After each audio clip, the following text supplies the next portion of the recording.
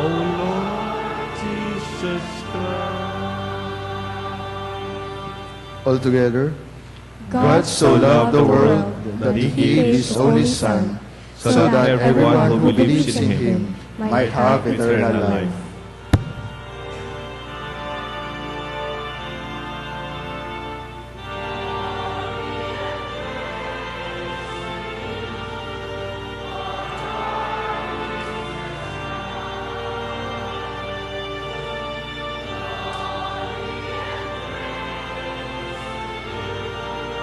O Lord Jesus Christ. The Lord be with you. And with your spirit. A reading from the Holy Gospel according to St. John. Glory to you, O Lord.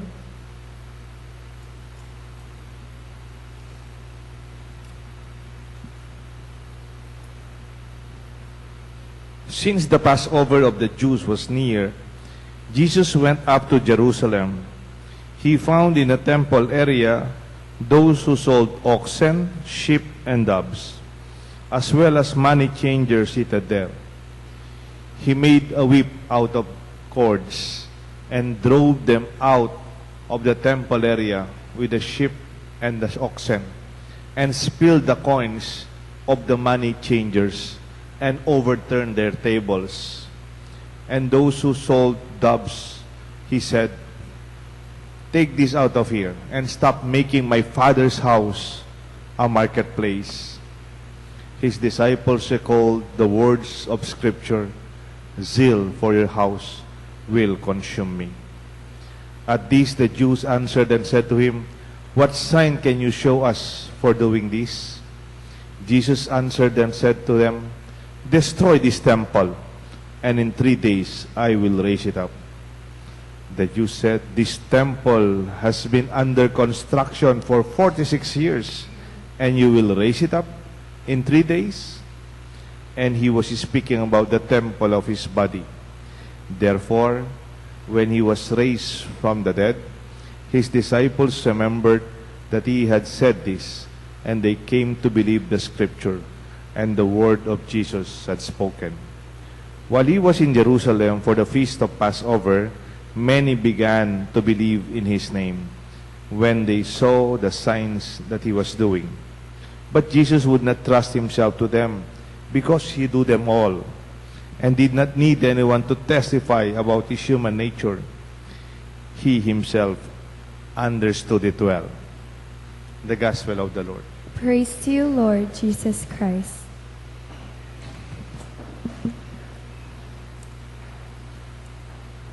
In the name of the Father, the Son, the Holy Spirit. Have you encountered the term sacred space? Sacred space.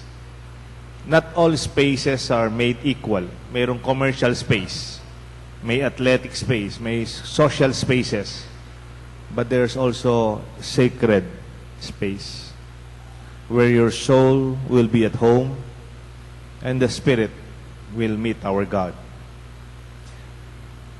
You can mention many titles.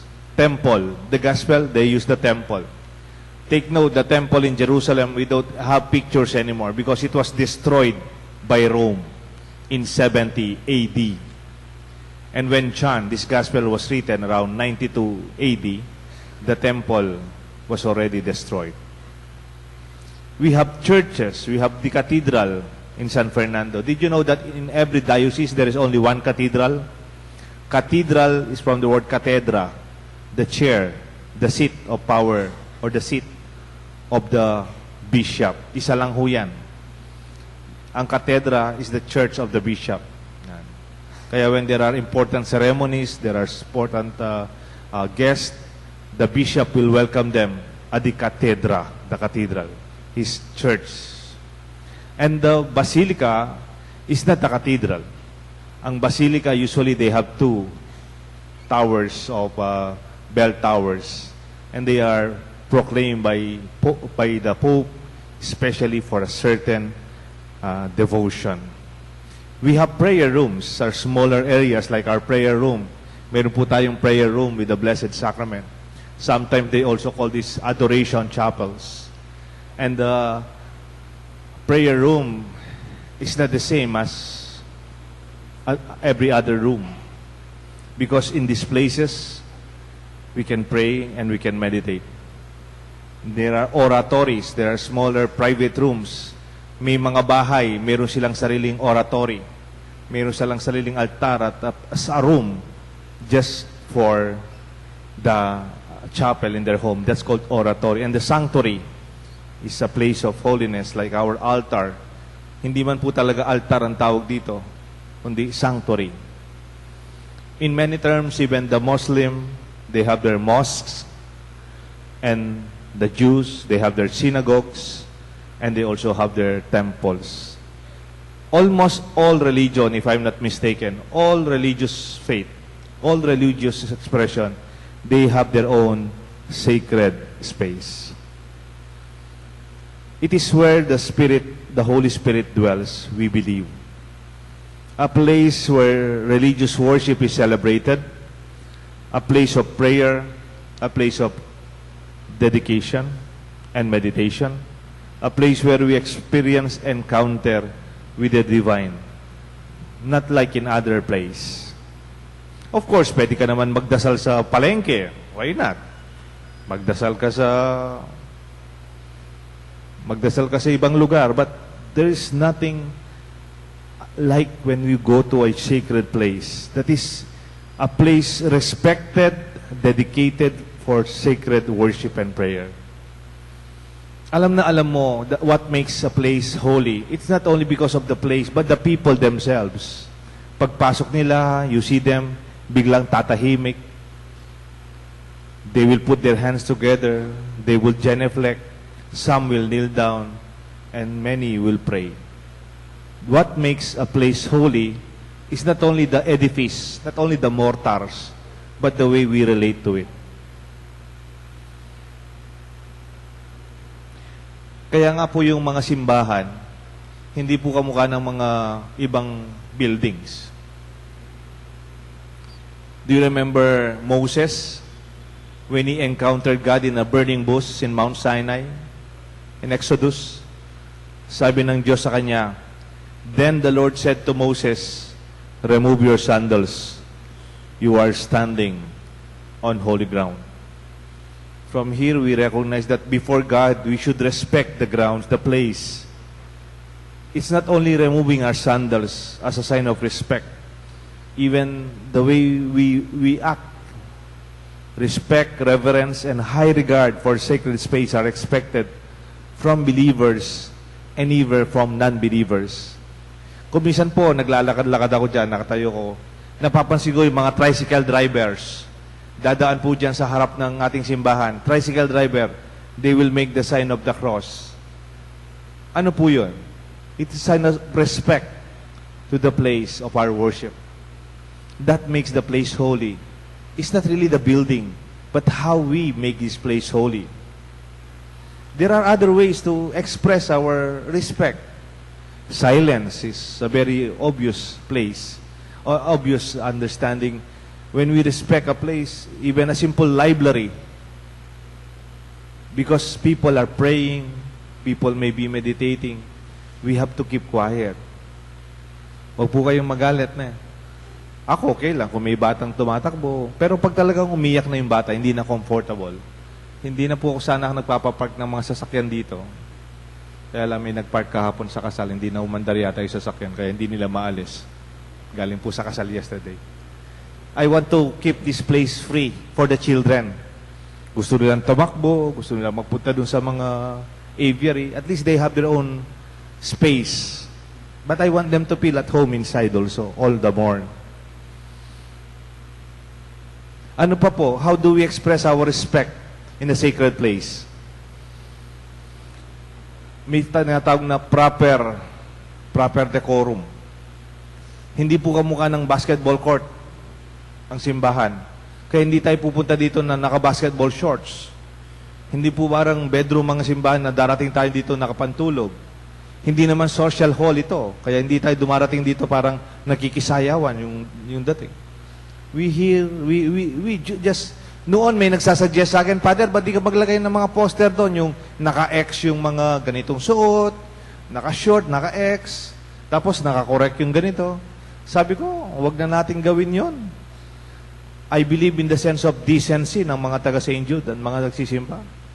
I respect your sense of yung common sense, di ba? And so far, kung meron man kumisan nakakarating na short, napapansin ko, galing sila sa outing, galing silang nag-travel a long way, dumiretso na sila dito dahil it's the only time that they can go to church. It's more of an exception than the rule. But all the more teach your children when they go to church to behave like they are in the sacred place. Huwag po kayong magalit ulit eh. Kung may cellphone po kayo, ilagay niyo po sa quiet mode. Kung walang quiet mode ang cellphone ninyo, gusto sabihin, luma na yan. Lagyan nyo ng airplane mode kung mas bago. Kung walang airplane mode, mas luma na rin po yan. Pero kung minsan, okay lang. Kung minsan, biglang minsan may nagsumbong sa akin. Narinig ko naman, Father, yung katabi namin, nagsisimba siya, nagsisimba kami, nag-ring yung cellphone. Ang tagal nagre-ring. Okay lang sana, Father. Ang hirap, sinagot pa niya. Yes, hello, yes. I mean, di ba, meron phone ethics. Meron tayong ethics. Kung nag-ring yung phone mo, just turn it off. Or even before you come inside, you turn it off. If you are expecting an emergency call, stay outside. Because this place is a sacred space. And that is our way of respecting our God and one another and ourselves too. Kaya nga dito sa loob ng simbahan, walang kumakain. Minsan, napapansin ko, may mga batang nagmimerienda para lang manahimik sila. Okay lang, may merienda doon sa labas. Pero wag sana sa loob. No? Si Father Raul, pinatanggal niya yung mga trash can para daw wag tayong magtapon dito. Iuwi na lang natin sa bahay yung basura natin. Pero ako nagparagay pa rin ng trash can. Para konsiderasyon, kung minsan talaga hindi natin matanggal na meron tayong basura. Because this is a sacred place. And during wars, paggera, halimbawa, one country invades another country, ang unang pinagagawa ng mga invading forces, they destroy the temple. They destroy the church. Hanggang ngayon, napansin niyo po yung gera sa Middle East, yung ginagawa ng ISIS. Ang pinakaunang tinitira nila yung mga Christian churches, mga simbahan, and even other temples. Nung World War II, ilang beses intentionally, they drop bombs at Manila Cathedral. Because that is their way of destroying our sense of identity, our sense of pride, and our moral. Hindi lang po kasi simbahan ang simbahan It is a sense of who we are. Magtanong po kayo sa mga taga-Betis. Very proud sila sa simbahan nila. Napunta na kayo sa Betis. Kahit hindi po ako taga-Betis, masaya ako pag pumunta ka doon. Alam nyo bakit? Yung flooring nila, bubunutan po, it's wood. Tapos yung ceiling nila, parang Sistine Chapel. It is full of paintings. Talagang work of art. And of course, obviously, yung retablo nila, Betis ba naman? Historical. Sino po yung mga taga Bacolor? Yung Bacolor, yung naging parang symbol of the resiliency of people of Bacolor is their church. Kahit natambakan na po ng lahar, yung level ng Bacolor, parang nakikita nyo po yung choir loft natin. Ganun na lang. Tinanggal nila yung kisame and then you're still using it. Last week, may kinasal po ako doon and I'm so happy. In-upgrade po nila yung kanilang altar and they are continuously rebuilding it. Wow! Because their church is their sense of identity. Bumangon na kami at bumabangon pa kami. Nung nasira po yung simbahan ng Bacolor, hindi nila magamit. Ano yung pinakaunang pinagawa ng mga taga-Bacolor na nag-evacuate at nag-resettle sa Bulaon? Ang pinakaunang pinagawang building ng mga taga-Bacolor, yung simbahan nila doon with Father Fer, David. Yung Good Shepherd Parish. And this, my dear friends, I hope in our old community, we feel proud of our place. Ask your children to respect it. Ako, I'm doing my best to make our place not only inside the church, even outside, to be more presentable. Pinakauna, malinis. Di ba? Cleanliness is next to godliness. Pati CR natin, mayroong isang tao, mayroon po tayong nagtatrabaho dito, si Jonathan. Ang trabaho lang niya, CR. And then pag wala siyang ginagawa, pinapalinis ko yung iba lugar. May dumadating na mga bata dito from JAS, from other schools, nagpa-practice sila dyan, naglalaro sila dyan, pa-practice sila. I allow them to feel at home. At least in our patio, in our areas. Pero minsan, meron akong pinalabas dito. Dito sila nagpa-practice. Sabi ko, huwag kayong magalit, hindi kasi stage yan. That's a sanctuary. Kung gusto niyo mag-practice, doon na lang kayo. Doon na lang kayo sa altar, ay doon sa, sa stage, o sa mga ilalim, but not inside the church. Nabasa niyo po yung isang pare, pinagalitan ng mga taga-Bulacan, ginawa yung kanyang simbahan, ballroom hall. Parang may fundraising sila, nag-ballroom sila sa loob ng simbahan. At marami po yung na-scandalize. Marami po yung they were offended. You know why? Because that's the house of the Father, like Jesus in the gospel. But nagalit po si Jesus. They turned the temple into a marketplace. They were selling doves, oxen, and sheep. They were changing money. Kaya may changing of money kasi marami yung galing sa diaspora. They're from remote places. Yung pera nila hindi pareho. So may money changers. No? Yung papalitan sa local denomination. At nakita na ni Jesus, they were already losing sight of the divine and the holiness of the place. My dear brothers and sisters, not only our temple, our church, should we make them holy. Sana kahit sa bahay ninyo, do you respect your house as a place of your holiness of your family? Kung meron po kayong matandang bahay, huwag niyong pabayaan. That is where your identity, your memories, your life together as family are enshrined. May kaibigan ako, sabi niya, Father, ang sacred space namin sa pamilya, yung lamesa namin, kung saan kami kumakain. Pag kumakain kami, sabi ko sa mga anak ko, walang cellphone ha. Pag kumakain tayo, wag na muna kayong mag-television. Habang kumakain kayo, nakatingin kayo sa TV. O wag kayong habang kumakain na parang nag-aaway kayo, wag kayong magsaharap na harap ng lamesa. Di ba nung bata tayo, sabi ng matatanda, istong mamangan bala mo, when we are eating, we are like praying. That table is called sacred space. Sa mga matatanda, yung mga kwarto nila, hanggang ngayon, dapat naman, even our own rooms should be respected as sacred space. That is your place of rest, your privacy, and place of prayer. Pwede kayong mag-entertain ng bisita sa sala, sa living room, pwede rin sa kitchen, pero huwag sa mga kwarto. Yung mga bata, kuminsan they don't have sense of what is sacred.